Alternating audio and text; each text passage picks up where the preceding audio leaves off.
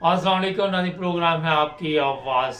आज आबद बॉक्सर की बेगम से आपको मिलवाएंगे कि आबद बॉक्सर के साथ क्या हुआ। आबद बॉक्सर कौन था, थोड़ा बहुत ये भी बताने की कोशिश करेंगे। बात शुरू करने से पहले एक बड़ी अहम बात आपको मैं कहना चाहिए। जो लोग अपने बच्चों को स्कूलों में भेज रहे हैं, ख़ासकर पाकिस्तान में, उनको ये ज़रूर बताइएगा कि कभी आप किसी बड़े ओहदे पे पहुंच जाएं तो फिर इस चीज़ का भी ख्याल रखना कि अपने बूटों के नीचे अपने टीचरों को न रोना, अपने उस्ताज़ा को न रोना। आपको इल्म है जो कुछ आजकल पाकिस्तान में हो रहा है, वो सब देख रहे हैं। तो कम से कम इतनी तालीम घर से ज़रूर देना, क्योंकि शायद बाहर ये तालीम वो लेना भूल जाएं। अब सुनते हैं आप आबद बॉक्सर की बेगम का क्या कहना है। जी, पता चल रहा है टीवी से कि ये लोग कह रहे हैं कि आबिद जो है ना वो फरार हो गए हैं। 60 से 70 लोग हमारे घर में आए हैं। क्या आप लोग सोच सकते हैं कि इतनी पुलिस की गाड़ियां गन आबिद को मारते हुए लेके गए हैं? आबिद फरार हो सकता है? आबिद बिल्कुल फरार नहीं हो सकता। जी, ये आजकल सोशल मीडिया से मैंने लिया। अच्छा, ये मैं बता दूं, आबद बॉक्सर के ज़रिए जो शहबाज शरीफ है, जो पंजाब की गवर्नमेंट थी पहले, उन्होंने बेशुमार लोगों का कत्ल करवाया। आबद बॉक्सर ने ये चीज़ें कई दफ़ा मीडिया पे आकर बताई।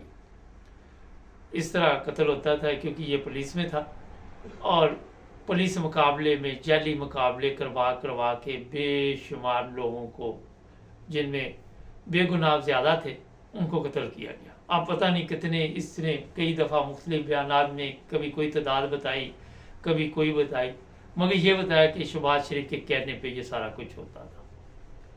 अब शहबाज शरीफ के दौर में भी इसको उठाया जा सकता था। शहबाज शरीफ के दौर में भी शायद शहबाज शरीफ को उस वक्त ये फिक्र हो कि कहीं पे किसी अदालत में ये केस ना चला जाए और फिर तो मेरे लिए मुसीबत ना बन जाए, कोई FIR ये वो ना काटी जाए। लेकिन उसको फिक्र करने की ज़रूरत नहीं। अदालतें भी आपकी हैं, ऊपर बैठे हुए ताकतवर लोग भी आपके एक ही टीम है।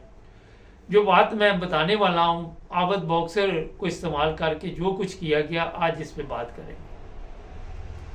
मैंने कई प्रोग्रामों में आपको बताया कि ये जो लोग भी इस्तेमाल पुलिस वाले हो रहे हैं या रेंजर्स वाले हो रहे हैं या इदारों वाले हो रहे हैं, ये जब लोगों का खून करते हैं तो उनका तो ये कत्ल कर देते हैं, लेकिन अपने लिए ये खुदकशी का एक परवाना जो है अपने हाथ से लिख देते हैं। आज इस पर बात करेंगे। जब आबद बॉक्सर इस्तेमाल हो रहा था तो इसको नहीं पता था कि मुझे गलत काम के लिए ये कहा जा रहा है कि आप जाके तो फलां को कत्ल कर दें, फलां को पुलिस मुकाबले में मार दें। जब ये सब चीज़ें इसको पता थी तो उसके बावजूद इसने ये काम किया। अब यहाँ पे सवाल उठेगा जनाब कि मेरे ऊपर प्रेशर था, ये था। प्रेशर का ये मतलब नहीं होता कि आप लोग जो बेगुनाह लोग हैं उनकी जान लेना शुरू कर दें।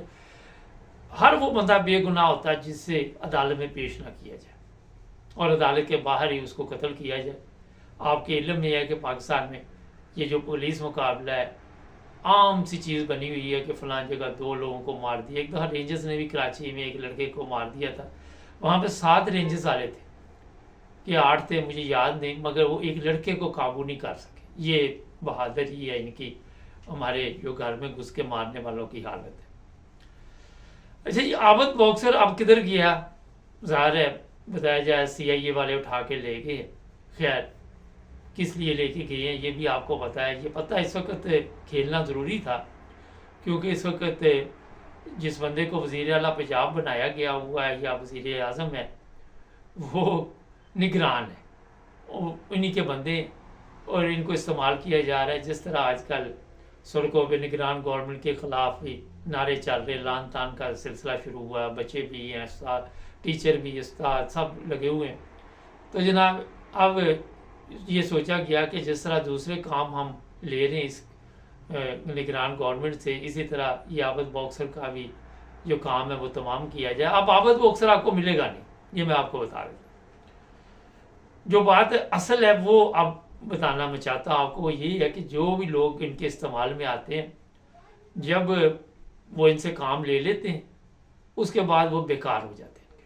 इनको ज़रूरत नहीं होती उन लोगों की। ये देख लें, अभी आपके सामने गवर्नमेंट गई है, गवर्नमेंट जाने के बाद ही शहबाज शरीफ के इरादे और नज़र आ रहे हैं, जरदारी के और आ रहे हैं, फजल रहमान के और आ रहे हैं। ये 13 पार्टियाँ जो एक दूसरे के ख़िलाफ़ किस तरह मैदान में आ रही, वो आप सबके इल्म में।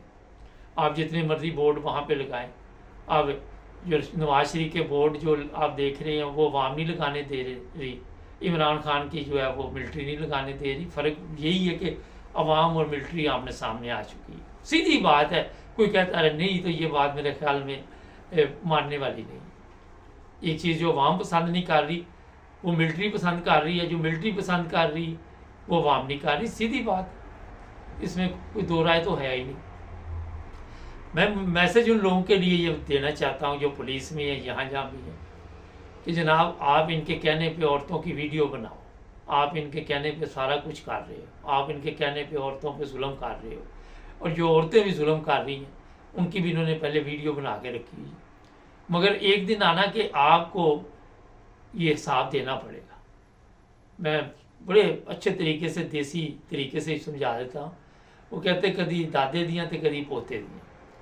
जिन लोगों के कहने पे आप अवाम पे जुल्म कर रहे हैं, आप कौम पे जुल्म कर रहे हैं, कौम की बच्चियों पे जुल्म कर रहे हैं, कौम के बेटों पे जुल्म कर रहे हैं, वो आपको भी कल को नहीं छोड़ेंगे। सामने आपके मिसाल है, उसके घर में 60-70 लोग पता नहीं कितने बता रही है उसकी बीवी, और वो सामने उसको उठा के मारते लेके गए। इसी तरह आपके साथ सलूक होना।